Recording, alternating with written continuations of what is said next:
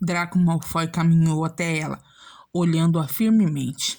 Hermione não se mexeu e também não desviou seus olhos. Inconscientemente, apertou os pergaminhos com mais força. Draco sentiu vontade, novamente o cheiro de baunilha. Aquele cheiro que já tinha dominado todo o salão comunal, agora estava impregnado em seu quarto. Qual o recado de Snape, Granger? Ela demorou uns segundos para responder, mas depois esticou os pergaminhos. Pediu que eu te entregasse isso. Você poderia tê-los deixado lá fora, a menos que... Ele sorveu um gole do uísque, enquanto Hermione engolia a saliva com força, sentindo-se tensa, e Draco sorriu. De lado. Sarcasticamente charmoso. A menos que quisesse conhecer meu quarto. O que seus amigos pensariam disso, Granger? Ele deu 2 passos, aproximando-se mais. Descruzou os braços. Hora de mexer sua segunda peça. O que eles achariam ao saber que você anda arranjando desculpas para entrar no quarto do perigoso Draco Malfoy? Você é um prepotente, Hermione falou firmemente, disfarçando seu nervosismo e tentando acalmar seu coração, que se acelerou sem motivo. Mas tinha um motivo com nome e sobrenome, com olhos cinzas, cabelos platinados e um sorriso sedutor. E Hermione pegou-se desejando Draco Malfoy. Só que ela não sabia que isso era tarde para tentar disfarçar. Draco já havia notado tudo: a tensão, o olhar, o coração acelerado e o desejo. Vim aqui apenas para entregar esses pergaminhos. Outro passo de Draco, mas Hermione estava imóvel. Ela era uma pessoa racional. Bastava ir para trás, dar distância. Fazemos isso quando estamos perto de pessoas que não gostamos. Damos distância. Só que ela se viu presa por aqueles olhos cinzas e Hermione involuntariamente estreitou os olhos, tentando identificar um outro tom nos olhos de Draco. Pegue os pergaminhos, Malfoy. Ela estendeu a mão na direção dele. Eu prefiro pegar outra coisa, Granger. Ela deveria jogar os pergaminhos na cama ou sobre a escrivaninha dele. Deveria livrar-se logo daqueles pergaminhos. Ela deveria simplesmente sair dali. Só que Hermione não se mexia. E Draco sabia que não deveria se aproximar mais. Só que como evitar?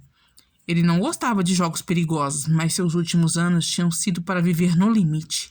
Sua alma já estava perdida mesmo. Que mal poderia acontecer? Ele sabia o que poderia acontecer e a lista era bem longa.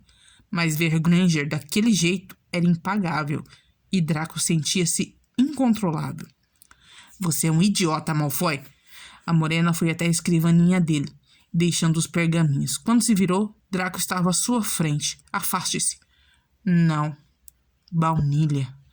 Draco colocou o copo sobre a mesa e depois apoiou suas mãos na mesa, impedindo que ela saísse pelo lado. Sua presa. O que pensa que está fazendo, Malfoy? Afaste-se imediatamente ou...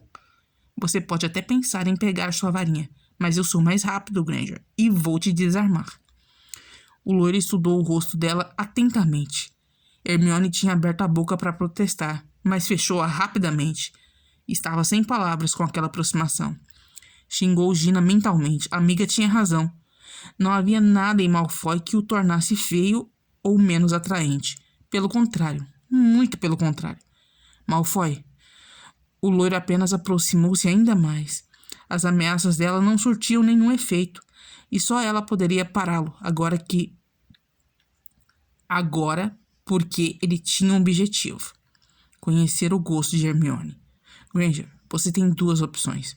Ou cala essa boca e aceita meu beijo, ou peça para me afastar e eu vou me afastar. Só que você realmente precisa querer que eu me afaste. Saberei se estiver mentindo, Granger. Silêncio. Hesitando? É apenas um beijo. Ele deu de ombros e inclinou-se sobre ela. Sua mão direita afastou os cachos dela para trás, seus olhos percorrendo com desejo a pele alva do pescoço. Inclinou-se ainda mais, seus lábios apenas roçando aquela região. Hermione fechou os olhos e Draco soube que ela tinha se entregado. Só que Draco ainda não sabia que, iniciando aquele beijo, ele estaria muito mais entregue a ela do que o contrário. A pele de Hermione estava fria em comparação à dele. Os beijos começaram ali mesmo, no pescoço. Os lábios de Draco sentindo a pulsação dela. Foi súbito até alcançar o maxilar. Hermione mordia os próprios lábios. Draco sorriu verdadeiramente diante daquela cena. Ela estava linda, ele murmurou. Hermione abriu os olhos diante do inesperado elogio. Você é linda, mas prefiro que morda meus lábios ao invés do seu. Dizendo isso, ele levou sua mão até a nuca dela e a beijou. Imediatamente colocou sua língua dentro da boca de Hermione, pois precisava prová-la. E gostou. Muito. A morena envolveu o braço em volta dele. Draco, sentindo isso, excitou-se ainda mais. Segurou os cachos dela com a mão direita, enquanto a outra foi para a cintura. Fez com que seu corpo encontrasse com o dela e Hermione apenas ajeitou seu quadril quando sentiu a excitação dele. Aqui, a excitou. Beijou Draco Malfoy. Beijar Draco Malfoy estava trazendo à tona alguns instintos animais na garota. Aquilo não a incomodou. Pelo contrário, e eram esses contrários que estavam fazendo com que ambos se perdessem.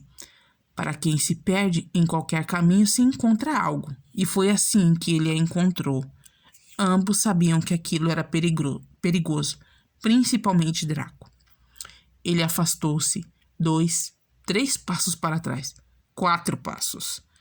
E ele sabia que nenhuma distância seria suficiente. Ela encarou os olhos escurecidos de desejo. Draco bagunçou seus cabelos e olhou para fora, nervoso, irritado, excitado. Vá embora, Granger. Ela permanecia junto à mesa. Quando ele se afastou, Hermione imediatamente segurou-se à borda. Seu corpo sem ação, vazio. Queria entender por que tinha feito o que acabara de fazer. Não fora simplesmente um beijo. Em sua cabeça, uma pergunta. O que teria feito se ele não tivesse se afastado?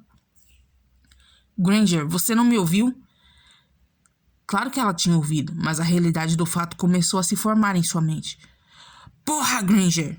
Irritado, Draco pegou uma mochila que estava no chão, jogou-a sobre o ombro e foi embora. Hermione saiu do seu torpor quando ouviu a porta bater. Voltou correndo para o seu quarto. O corpo em chamas clamava por Draco Malfoy.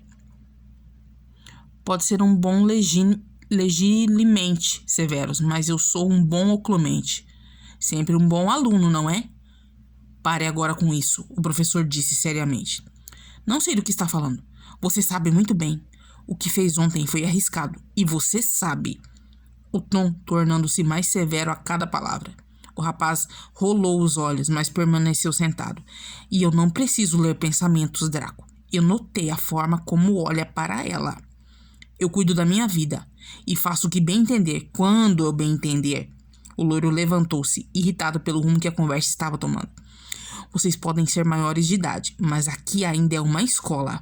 O professor levantou-se também. Eu sou responsável por você, Draco. Aqui dentro e lá fora.